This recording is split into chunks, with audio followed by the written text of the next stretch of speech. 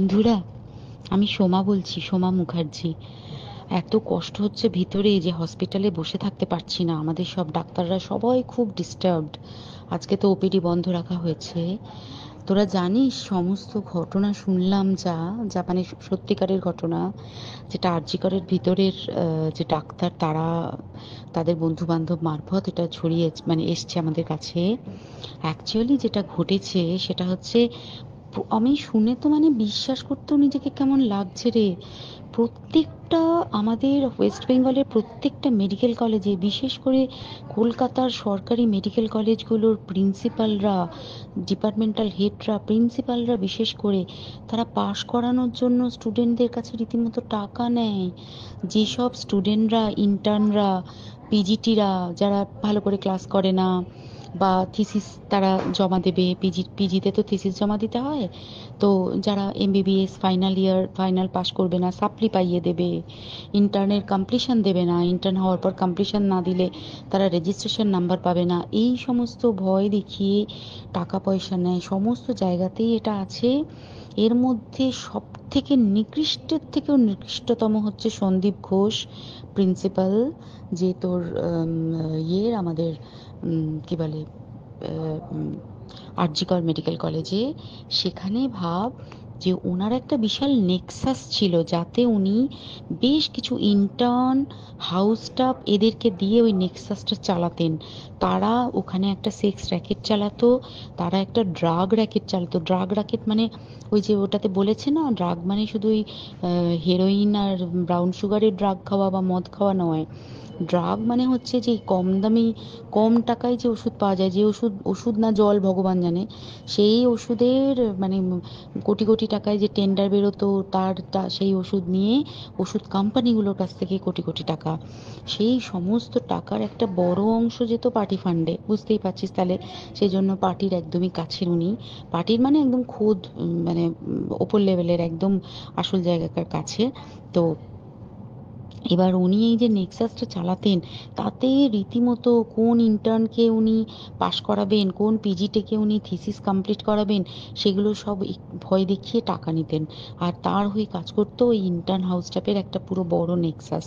এবার এই মেয়েটির, যে পিজিটি মেয়েটি অত্যন্ত ভালো, সে তার থিসিসটা কমপ্লিট করাবে না বলে হুমকি দিচ্ছিল। সে এটা জানতে পেরে গিয়ে বলেছিল যে আমি এরকম কোনোভাবেই মেনে নেব না, আমি এর এর বিরুদ্ধে আমি যাব এবং আমি এর বিরুদ্ধে সব ফাঁস করে দেবো।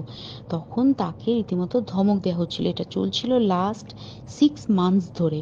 6 মাস ধরে তাকে হুমকি দেওয়া, তার প্রতি মানে বেশি বেশি প্রথমের দিকে কি করছিল, অত্যাচার করছিল। মানে কিরকম, বেশি বেশি করে নাইট ডিউটি দিচ্ছে, at a stress 36 hours duty, বেশি বেশি করে নাইট, বেশি বেশি করে খাটানো। এবং এগুলো সব জানে ডিপার্টমেন্টাল হেড, চেস্টের যে ডিপার্টমেন্টাল হেড সেও জানে, সিনিয়র পিজিটিরা সবাই জানে। প্রিন্সিপালের নির্দেশেই হচ্ছে এবং ওনার নেক্সাসের ছেলেমেয়েরাই কাজ করছে। তারা 6 মাস ধরে এটা করেছে। করার পরেও যখন ওকে আটকাতে পারেনি, তখন কি করেছে, ওই দিনকে ওরা ঠিক করেছে, যে দিনটাতে এই ঘটনাটা ঘটেছে, সেদিন কতখানি প্ল্যান্ড এবং গট আপ গেম দেখ। সেই দিন ওই ঘরে, ওই সেমিনার রুমে প্রত্যেক দিনই চারতলার আরো অনেকেই যারা সিনিয়র পিজিটি বা জুনিয়র পিজিটি, তারা কিন্তু বিশ্রাম নিতে যেত, অনেকেই ওই ঘরে যেত। সেই দিনকে ও একা, ওকে বলেছে তুমি ঘুমিয়ে পড়ো, ওকে একা রেখে এসেছে। বাকিরা কাউকে যেতে দেয়নি, বলেছে ওই ঘরে আজকে ঘটনা ঘটছে, মানে কাজ হচ্ছে, ওই ঘরে কেউ যাবে না। ওই ঘরে সেই দিনকে ওর সাথে যখন খাওয়া দাওয়া করেছে বাকি 4 জন, সেই 4 জনের মধ্যে একটি মেয়ে পর্যন্ত ছিল। সে কিরকম মেয়ে চিন্তা কর। এরা ডাক্তার না জানোয়ার জানি না, আমি জানোয়ার বললেও জানোয়ারদের অপমান করা হয়, কারণ জানোয়ার সমাজে এরকম কাজ হয় না।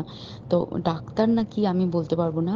সেই ইন্টার্ন মেয়েটি আরেকটি ইন্টার্নের গার্লফ্রেন্ড।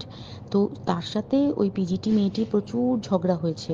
ঝগড়া হওয়ার পরে তারা তো হুমকি টুমকি দিয়ে চলে গেছে, দিয়ে তারপর বলেছে তুমি ঘুমো।